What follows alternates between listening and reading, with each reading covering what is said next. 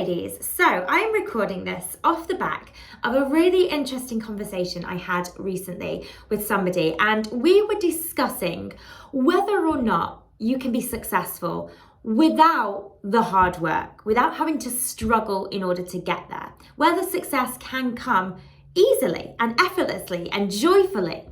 Now, this is a conversation that is pretty close to my heart because if we kind of rewind 5 years ago, I was very much in the position that in order for you to be successful, you had to work for it.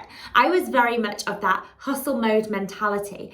And a big part of this was because that was the environment in which I'd come from. I'd come from a background in law. I studied law at university. I went into the corporate world.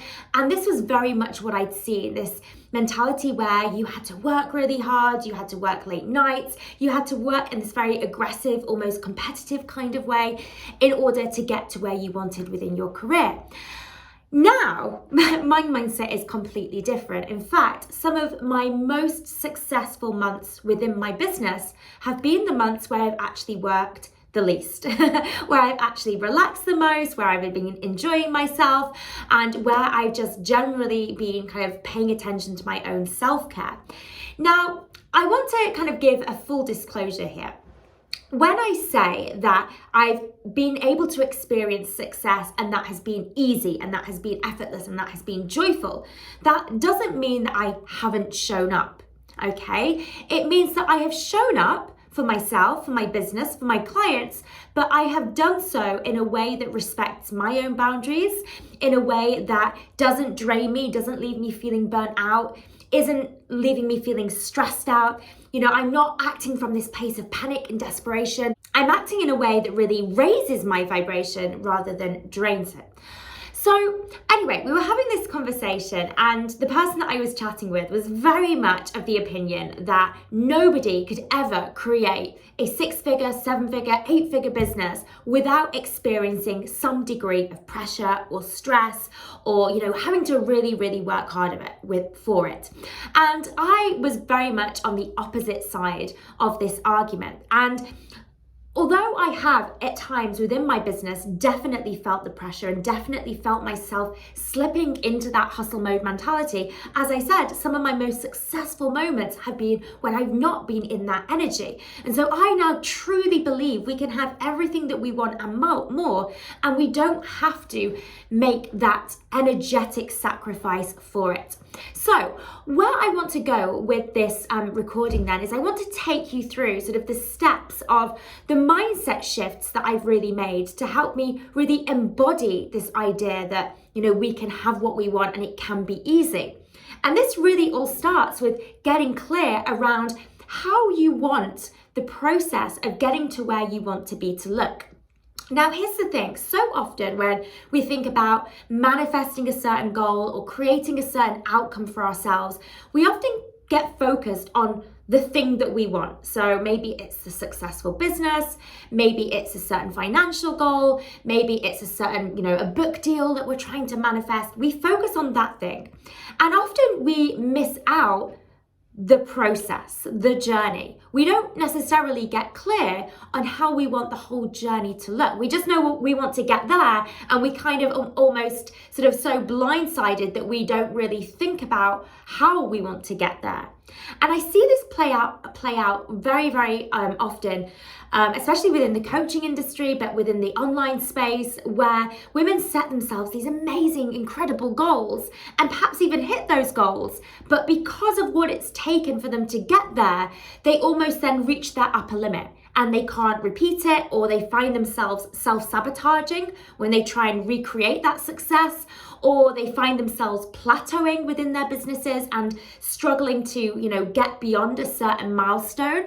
And often it's tied in with this concept of, you know, the process that's got them to that goal is not something that they want to repeat or perhaps can even repeat because it has drained them so much. So this clarity on what you want your process to look like, your journey to look like, is thinking about, if I am going towards this goal, how do I want to be showing up every day in pursuit of this goal? Do I want this goal to drain me emotionally, to burn me out, to zap everything from me? Or do I want to be able to show up within my business, within my life, and really kind of respect my boundaries, make time for self-care, work in this very relaxed way, yet still be able to get to where I want to be?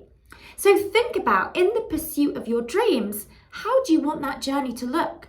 When you wake up in the morning, do you want to be hitting that panic button and going about your day feeling stressed, feeling anxious, feeling like you've not got enough time? Or would you prefer things to be much more of a leisurely pace, where you feel like you've got this abundance of time, where, you are making space for a yoga practice, meditation, reading books, doing the things that you really love, where you're making space for your family. Okay, so think about how you want your life to unfold as you are pursuing your goals. Get really, really clear and specific on that. And when I say clear and specific, write it down. Create a vision board, not just of where you want to go, but of what that process is going to look like. Think about, how you're going to be showing up on a day-to-day basis. Okay, now the next part of this process, as with any type of, mindset shift, is thinking about, well, what do I believe about the journey? Do I believe that being successful has to be hard work, has to come with that struggle? Do I believe that making money has to come with some sort of sacrifice or burnout? And this was where the work got really interesting for me, because I realized I had this huge attachment between how hard I was working and my worth. I believed that working hard was my passage to success. And I felt like working hard was also my badge of honor. It was a thing that I prided myself upon. Okay, so I had this belief system that working hard, or success rather, equals you must work hard. I believed I had to work hard to be successful. I believed I had to work hard in order to make money. But more than just believing it, it had actually become a part of my identity. I was just somebody who worked hard. Now, kind of going back to this thing that I mentioned about this attachment between my worth and my work, when I started to really dig into my beliefs and where this belief originated from, this belief that I had to work hard, it very much stemmed from my early childhood. Like with many of our beliefs, they're often formed at a very early age, between the ages of 0 and 7. And I kind of went back to my childhood when I was first starting school, when I was first, learning how to read, learning how to spell. We were doing spelling tests. And I was somebody that just wanted to do well at school. I enjoyed learning. I would come home and I would tell my mum, what I'd done that day, and she would praise me. And as I got older, it seemed like the praise got more, the better that I was doing at school, the more praise I got. And I got into this loop where I was craving that praise from working hard. And getting that praise from working hard was how I was feeling accepted by, my family, by my teachers, by my peers. It was how I was feeling validated. It was like my way of saying, look, I'm good enough. I'm worthy because of how hard I'm working. And ultimately what that translates into as a child is that's how I was feeling loved. By me showing up and saying, look, I've done really well, I've worked hard for this, and then getting praise for that made me feel loved. It made me feel wanted, accepted. Okay. And so when you start to kind of do this work, it's very obvious why we then find it very, very hard to break that cycle of working hard to get what we want. Because attached to that is your sense of worth. This idea that, if I'm not working hard, do I really deserve success? Am I worthy of success? Am I worthy of love? Am I worthy of acceptance if I'm not proving myself, if I haven't earned the right to receive, success? So this for me was it required me to really kind of peel back the layers on my belief system, but also kind of look at my identity. I was very much stuck in the identity of I am a hard worker.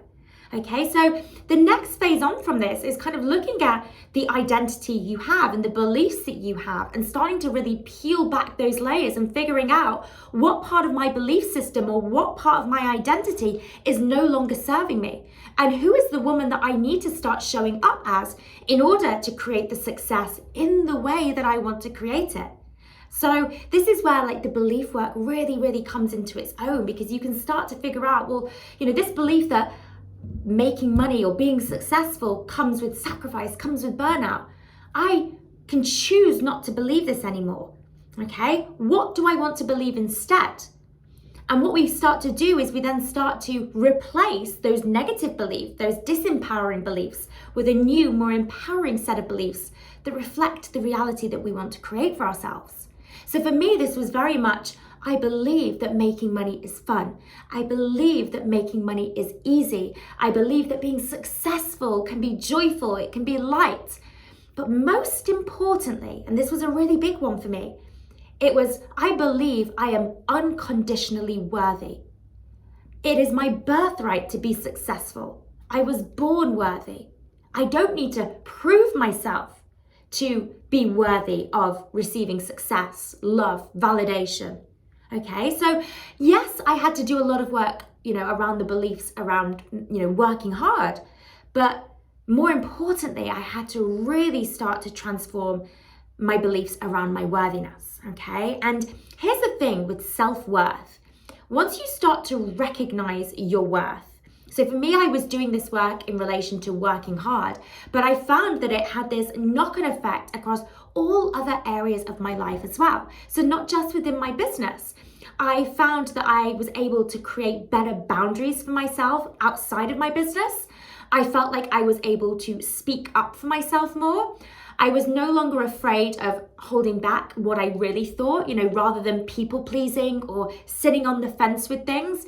Because I had that worthiness within me and I wasn't looking for somebody else to give me that worthiness, I find it far easier to really speak my truth. So these are just some of the ways that worthiness, that when you really start to recognize your own worth, these are just some of the knock-on effects it can have in your life. But let's come back to this process then, because we're not done here. So the work that I did around the identity and beliefs was a big part of, me changing the narrative when it came to working hard. But I also started to pay attention to my energy as well, because I recognized that I was very much stuck in this energy of stress. I felt like stress was my emotional home. Okay, and what I mean by this is that even though stress and, high tension, high anxiety, even though that is not necessarily a good energy to be in, and we can feel it within our bodies, it doesn't feel good, we feel tight, we feel constricted, it was my emotional home. And what I mean by that, it was the place in which I felt most comfortable, because it was all I had known.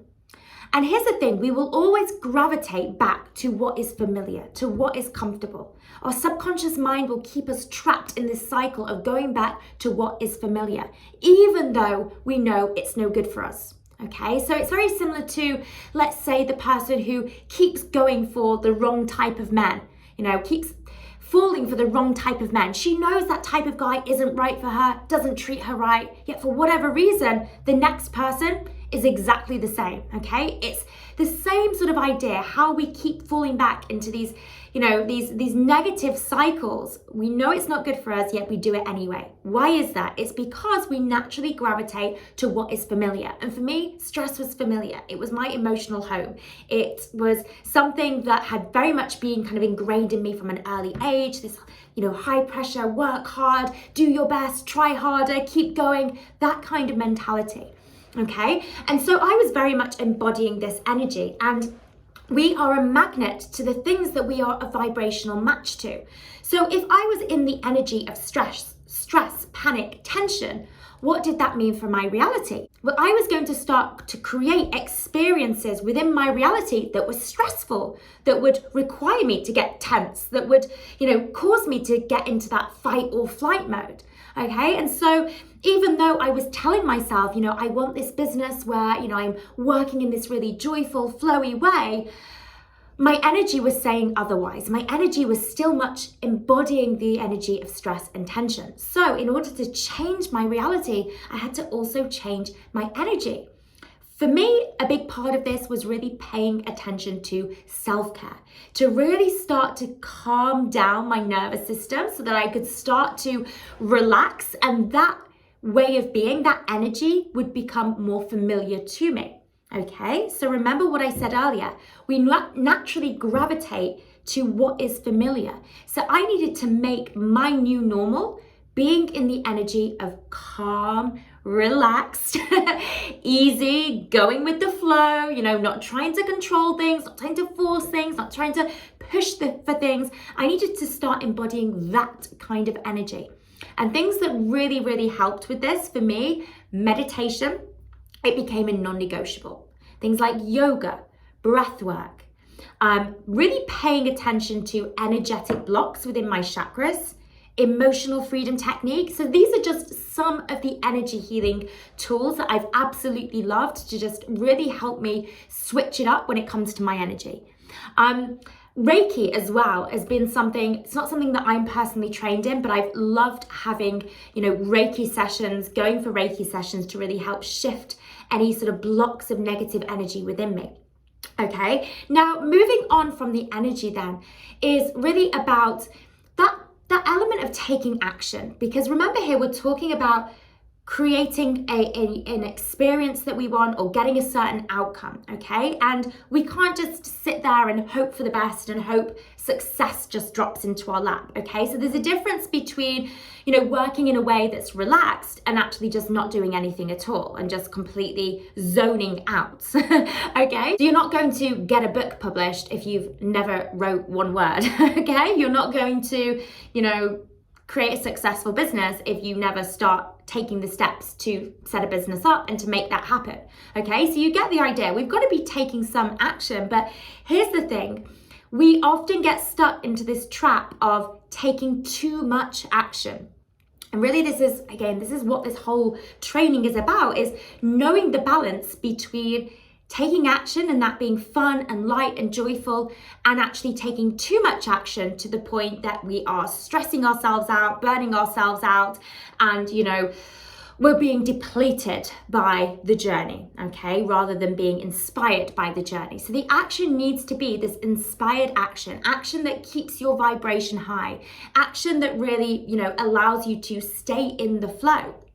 And this is really where you need to start paying attention to what your own individual boundaries are.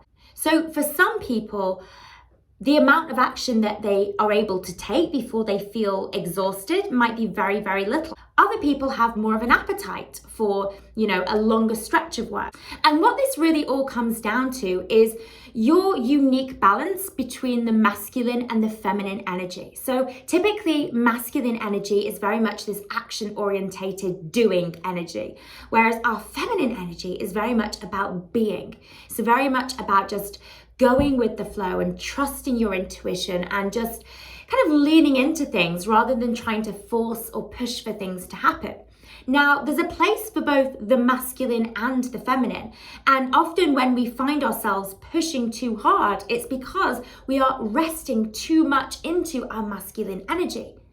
But the balance is going to be very much unique to you. It's really about having a play around with this and figuring out where your sweet spot is. So I typically probably naturally have more masculine energy than maybe somebody else, so I fully appreciate and recognize there is a space for slowing down and going with the flow and just leaning into it. But if I do that for too long, I start to really feel out of place, okay? I start to feel really, really disconnected from myself. I start to feel really disconnected from the universe. And I almost am somebody that craves those moments of taking big action. I know that taking big action and, getting into the action side of things and doing, that often really excites me and it can energize me. Sometimes on the contrast, when I've sat too much in my feminine, I've actually felt really exhausted.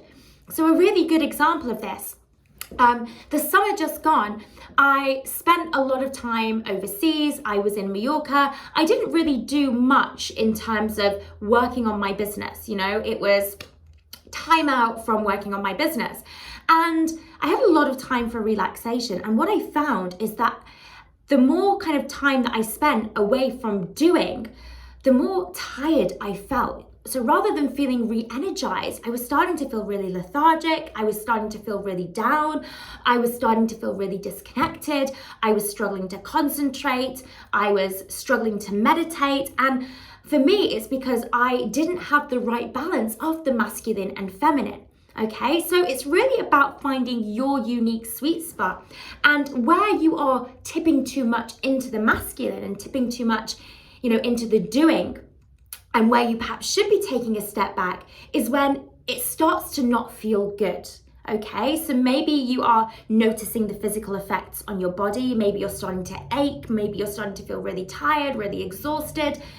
Maybe you're starting to act from that place of fear and panic, okay? That's a really good sign that you're slipping too much into the masculine and you need to pull it back a bit, okay?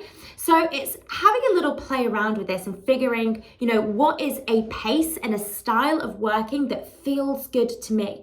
And that's what we're looking for. What is it that feels good to you, okay? Finding that balance between work and rest. Finding where you are most in alignment, okay? Now, the next thing I want to discuss is the importance of surrendering the outcome, handing things over to the universe, okay? So when we are, taking action towards our desires, towards our goals, how much are you allowing the universe to play its role, okay? So are you just blindly going, and not giving the universe any space to work its magic as well? And what I mean by this is when you are so fixated on, this is what I need to do to get to where I want to be, and you're so sort of tunnel visioned with this, and you kind of have this sort of checklist of things you need to do, and you just kind of plod on and keep doing it, and you don't stop, and you just soldier on with things even if you're having an off day. That kind of mentality, when you're so kind of laser focused on what you want, you're not going to recognize some of the amazing things, people, events, opportunities that the universe is also going to send your way that are going to help you to get to where you want to be. And so what we need to be doing here is we need to have more trust and more faith that what we are doing is enough. So your role is to show up, to take that inspired action to a point where you're feeling good, you're having a great time doing it, you're having fun, you're going with the flow. And then when it gets to a point when you think, okay, I don't want to do any more now, or enough's enough, or I need to rest, you need to trust that you have played your role, and now you're handing things over to the universe to take you across the finish line. And the universe is going to start showing up, and it's going to start making things happen to make your dreams happen. Okay, and so this is that final part that a lot of people really struggle with. And I think the reason why they struggle is because they don't fully trust that everything is working out for you and it is going to happen at the exact moment you are meant to receive your desires.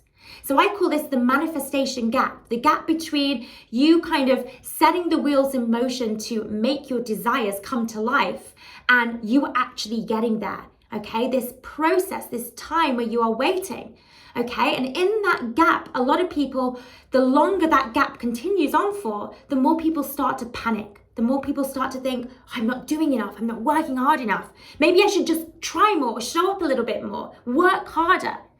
And I see this play out so often within the entrepreneurship space, where women set very good intentions for themselves, for their business, how they want to show up. Yet, as soon as things don't happen instantly, the panic sets in. And it's like, okay, I just need to do this. I need to do more. I need to create more content. I need to create another program. I need to get another training done or something, whatever it might be. And then they're on this cycle then of just doing, when really this is a time for just continuing to be, to just pay attention to yourself and how you're feeling, continue to take that inspired action and reaffirm your trust in the universe, that the universe has got your back, that what you want is on its way. It's having that level of expectation that your desires are just around the corner. How would you show up today differently if you knew that everything that you've ever wanted was just about to drop in your lap during that day? would you still be forcing things? Would you still be pushing for things? Would you still be allowing yourself to get stressed out or get burnt out? Of course not, because you already know that it's a done deal. And that's the energy that you need to be showing up with. That expectation that everything that you want and more is already on its way. So, as you can tell, I have done a lot of work around this, and for me, it's perhaps been one of the biggest shifts that I've made since becoming a business owner, kind of going from this mindset that we have to struggle, that success has to look a certain way, to now really fully living this idea that we can have everything that we want and more, and it can be fun and it can be easy and it can be light. And, with full disclosure, this doesn't mean doing nothing. And it doesn't mean there won't be times when you will be challenged and you will be, you will face, difficult moments that may cause a little bit of stress or may cause a little bit of tension. And these are often, moments that are lessons sent from the universe to help you to grow, okay? And when you start to just embrace those setbacks or those challenges as opportunities to grow rather than just another reason to get stressed out, honestly, your life will change for the better, I promise you. So I hope this has made a lot of sense for you ladies today, but if you do have any questions on this, please reach out and let me know.